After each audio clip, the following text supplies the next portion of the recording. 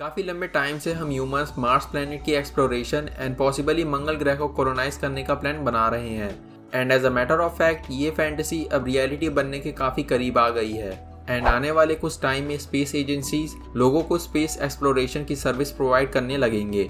But normal लोगों के लिए इस तरह की स्पेस एक्सप्लोरेशन केवल इस आइडिया की सबसे छोटी प्रॉब्लम्स में से एक है, बिकॉज रेड प्लैनेट पर अभी तक किसी एस्ट्रोनॉट मिशन के कंडक्ट होने के पीछे रीज़न है प्लैनेट मार्स पर मौजूद डिफरेंट डेंजर्स, जो आज की टेक्नोलॉजी के लिए भी काफ़ी बड़े चैलेंज हैं। नासा के प्लान्स के अकॉर्डिंग आने वाले 9 to 10 ईयर्स में नासा एस्ट्रोनॉट्स को प्लैनेट मार्स पर रहने के लिए भेजने वाला है। और स्पेसएक्स के founder the real life Iron Man NASA से 4 साल पहले ही not only astronauts but normal लोगों को भी मंगल ग्रह पर भेजने का प्लान बना रहे हैं। और इस समय मार्स प्लैनेट में इंटरेस्ट रखने वाली सभी स्पेस एजेंसीज प्लैनेट मार्स पर लोगों को जिंदा रखने के सस्टेनेबल सॉल्यूशंस फाइंड करने में लगे हैं, जो इस तरह के स्पेस एक्सप्लोरेशन के डिले होने का मेन रीज़न है। इसलिए अर्थ पर किसी को भी आइडिया नहीं है कि रेड प्लैनेट पर सर्वाइव करने के लिए एस्ट्रोनॉट्स एंड अदर्स को कौन सी चीज़ों की ज़रूरत पड़ेगी। बट फ्यूचर में जब कभी ऐसे एक्सप्लोरेशन को शुरू किया जाएगा एंड ह्यूमंस रेड प्लैनेट पर फर्स्ट ह्यूमन अराइवल करेंगे, उस समय मैनकाइंड को इस प्लैनेट पर वेरियस प्रॉब्लम्स को फेस करना पड़ेगा। एंड समय रहते इन सभी प्रॉब्लम्स का सॉल्यूशन फाइंड करना इज़ इम्पॉर्टेंट। सिंस मंगल ग्रह की फोटोज़ में किसी वाटर बॉडी को नोटिस नहीं किया जा सकता, जिसका रीज़न है मार्स पर जो कुछ पानी की क्वांटिटी मौजूद है वो लिक्विड स्टेट में नहीं बल्कि माउंटेन रॉक एंड सैंड के अंदर लॉक्ड हो जाना, जो मंगल ग्रह पर पानी को फाइंड करना मुश्किल बना देता है, जो मार्स एक्सप्लोरेशन के मिशन को पानी जैसे एसेंशियल चीज के बिना और भी डिले कर रहा है, जिसे मार्स पर जाने से पहले फाइंड करना उतना ही ज़रूरी है जितना मंगल ग्रह पर किसी इंसान को भेजना। Well, good news, recent scientific evidence ये रिवील करते हैं कि मार्स प्लैनेट के साउथ पोल के 1 माइल नीचे 12 माइल लंबे एक सोर्स को डिटेक्ट किया गया है। और भी बेटर न्यूज़ है कि इस वीडियो की रिकॉर्डिंग के समय साइंटिस्ट ने मार्स पर इस तरह के पानी के सोर्सेज को 8 अलग अलग जगहों पर डिटेक्ट किया है, जो इरोजन के कारण इन जगहों पर आइस डिपॉजिट बन गए हैं। मीनिंग मंगल ग्रह पर इन 8 जगहों पर सरफेस के 100 माइल्स नीचे पानी के मौजूद होने की उम्मीद की जा सकती है। इवन नासा के डेटा को स्टडी करने के बाद साइंटिस्ट ने ये कंक्लूड किया है कि मार्स के नॉर्थ पोल के 1 माइल नीचे सैंड में काफ़ी बड़ी आइस की लेयर मौजूद है।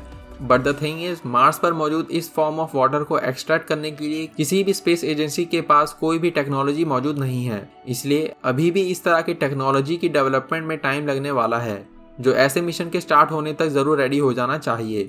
इवन नासा या फिर कोई अदर स्पेस एजेंसी यदि ऐसा नहीं कर पाते तो एक स्पेस एजेंसी इस प्रॉब्लम को ज़रूर फाइंड कर लेगी, वो है स्पेसएक्स, जो मार्स पर मौजूद पानी की आइस डिपॉजिट तक पहुंचने के लिए इलॉन मस्क की अदर कंपनी की हेल्प ले सकती है। On the other hand, NASA के द्वारा कंडक्ट किए जा रहे चैलेंज के लिए 10 यूनिवर्सिटी के इंजीनियरिंग फाइनलिस्ट को सिलेक्ट किया गया है, जो आपस में वर्जीनिया में मौजूद एक रिसर्च सेंटर में एक दूसरे के साथ इस चैलेंज को विन करने के लिए कम्पीट कर रहे हैं। इस चैलेंज में नासा ने इन सभी 10 फाइनलिस्ट को ऐसा प्रोटोटाइप रेडी करने के लिए कहा है जो मार्स पर मौजूद आइस डिपॉजिट में से लिक्विड वाटर को रिकवर कर सके। एंड फाइनलिस्ट के प्रोटोटाइप में से एक सॉल्यूशन को फाइनलाइज करना अभी भी बाकी है। सो लेट्स सी इस चैलेंज का रिजल्ट क्या आता है। एंड जब तक ऐसा नहीं हो पाता, मार्स प्लैनेट पर सर्वाइव करना डेफिनेटली डिफिकल्ट है। पास्ट में नासा ने वेरियस एडवांस माइनिंग टेक्नोलॉजीज को अदर स्पेस एजेंसीज के साथ पार्टनरशिप में तैयार किया है, जिसमें से एक पॉपुलर माइनिंग टेक्नोलॉजी को बनाया गया है ऑस्ट्रेलियन स्पेस एजेंसी के साथ, जिस पर अभी तक कोई फाइनल डिसीजन नहीं लिया गया है।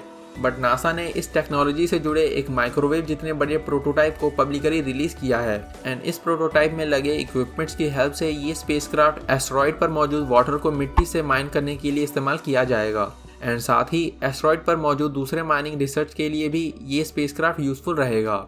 एंड इफ़ ये टेक्नोलॉजी अच्छे रिजल्ट शो करती है तो श्योरली इस माइनिंग टेक्नोलॉजी को मार्स प्लैनेट पर भी यूज़ करना पॉसिबल रहेगा, जिसकी हेल्प से रेड प्लैनेट पर जाने वाले ह्यूमंस के लिए वाटर हार्वेस्टिंग पॉसिबल हो सकेगी।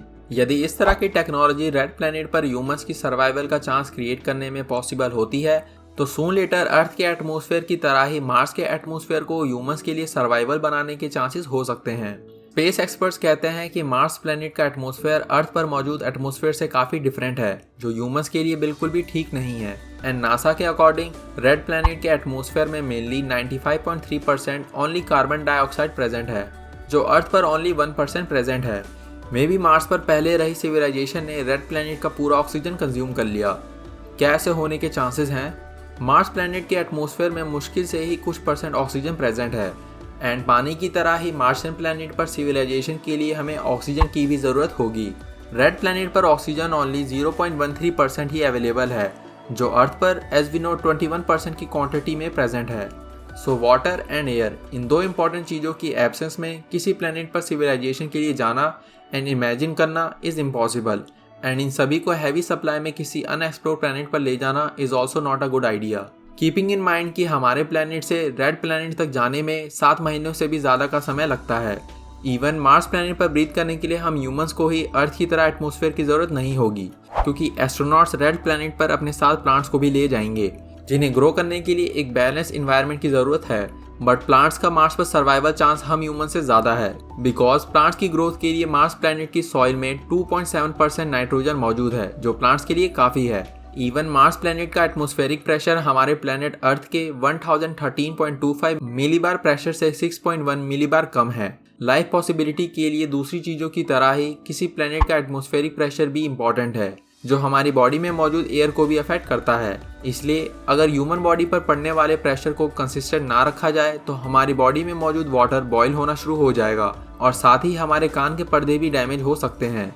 और स्पेस में जब एस्ट्रोनॉट्स अर्थ के एटमॉस्फेयर से दूर होते हैं तो उन्हें अर्थ के एटमॉस्फेयर को मेंटेन करने के लिए अपने स्पेस सूट पर डिपेंड रहना पड़ता है। And talking about the red planet, thin atmosphere के कारण मार्स पर आने वाली सूरज की रोशनी प्लैनेट के एटमॉस्फेयर में रुकने की जगह स्पेस में वापस रिफ्लेक्ट हो जाती है, एंड इस रीजन के कारण प्लैनेट मार्स का टेम्परेचर नियरली -285 डिग्री फ़ारेनहाइट तक ड्रॉप हो जाता है। हाउएवर, इलॉन मस्क मंगल ग्रह पर 1 मिलियन लोगों को सेंड करना चाहते हैं, जहां अर्थ की सिविलाइजेशन के लिए फैक्ट्री से लेकर सभी चीज़ें अवेलेबल होंगी, यहाँ तक कि कसिनोज भी। इवन नासा ने भी इस तरह के प्लान्स बनाए थे, जिसमें नासा रेड प्लैनेट पर खाने की हेल्प से घर बनाने वाला था, बट सून इस प्लान को टाल दिया गया। इवन साइंटिस्ट एंड हम सभी की उम्मीद के बाद भी रेड प्लैनेट को ह्यूमंस के लिए रहने के लिए हैबिटेट बनाना काफ़ी डिफिकल्ट है। इसलिए मे भी हमें मार्स के लिए डिफरेंट तरह के इंफ्रास्ट्रक्चर को डेवलप करने की ज़रूरत है, जो अर्थ की तरह ही मार्स पर एफिशिएंटली वर्क करें। जैसे मार्स पर ह्यूमन को सिविलाइजेशन करने के लिए भेजना अब काफ़ी इमेजिनेबल एंड पॉसिबल सा लगता है, उसी तरह यदि मार्स पर ह्यूमन लाइफ को सपोर्ट करने के लिए कोई सरप्राइजिंग सॉल्यूशन बनाया जाए तो ये कोई सरप्राइजिंग बात नहीं होगी। ऑल्सो मार्शियन प्लैनेट की एयर में काफ़ी ज़्यादा रेडिएशन भी मौजूद है। इनफैक्ट इस तरह का radiation not only Mars but space में एवरीवेयर प्रेजेंट है, जिसमें सन एक तरह का कॉस्मोस एंड स्पेस में मौजूद सभी स्टार्स फ्यूजन रिएक्टर्स हैं, जिसका रिजल्ट है स्पेस में large amount of electromagnetic energy का मौजूद होना, जो एवरीवेयर फ्लो करता है, जैसे कि ultraviolet radiations and X-ray. And sure energetic space objects की तरह ही सूरज से भी high energy protons and atomic nuclear release होते हैं, जो किसी ह्यूमन रेडिएशन सिकनेस जैसी प्रॉब्लम्स क्रिएट कर सकते हैं, जो हमारी बॉडी में कैंसर सेल्स के बनने का रीजन हो सकते हैं। एंड अभी तक अर्थ पर मौजूद मैग्नेटिक फील्ड हमारे लिए एक तरह से इनविजिबल ब्लैंकेट की तरह काम करता आया है, जो हमें ऐसी परेशानियों से सेफ रखता है। और सूरज से आने वाले most of the electrically charge atomic fragments को स्पेस में रिफ्लेक्ट कर देता है, और साथ ही अर्थ का एटमॉस्फेयर अपनी ओर आने वाले कुछ एटॉमिक पार्टिकल्स को भी एब्जॉर्ब कर लेता है।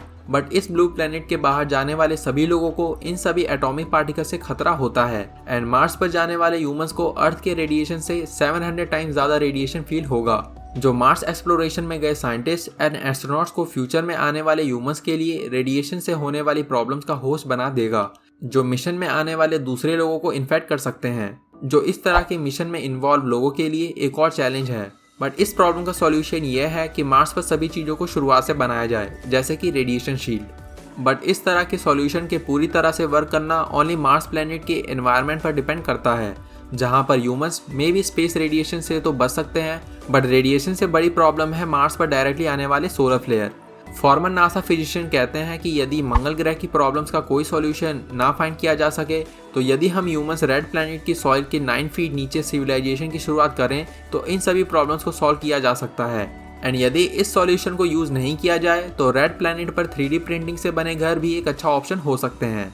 इवन नासा ने 2019 में इस तरह का एक चैलेंज भी ऑर्गेनाइज किया था, जिसमें न्यूयॉर्क के AI स्पेस फैक्ट्री को टॉप प्राइज मिला, जिन्होंने काफ़ी कम वजन एंड स्ट्रॉन्ग स्ट्रक्चर को 3D प्रिंटिंग की हेल्प से तैयार किया। सरप्राइजिंग बात यह है कि इन लोगों ने इस तरह के स्ट्रक्चर को बनाने के लिए ओनली ऑटोनोमस रोबोट्स की हेल्प ली। सो आपको क्या लगता है, क्या ह्यूमंस रेड प्लैनेट पर सिविलाइजेशन के सपने को कभी रियलिटी में चेंज कर पाएंगे? क्या आपके पास इन सभी प्रॉब्लम्स का कोई सॉल्यूशन है जो ऐसी प्रॉब्लम्स को सॉल्व कर सकता है? ईदर वे आज की वीडियो में बस इतना ही। See you in the next one. And यदि आपके पास कोई वीडियो सजेशन है तो do let me know in the comment section down below. Thank you for watching. Until next time.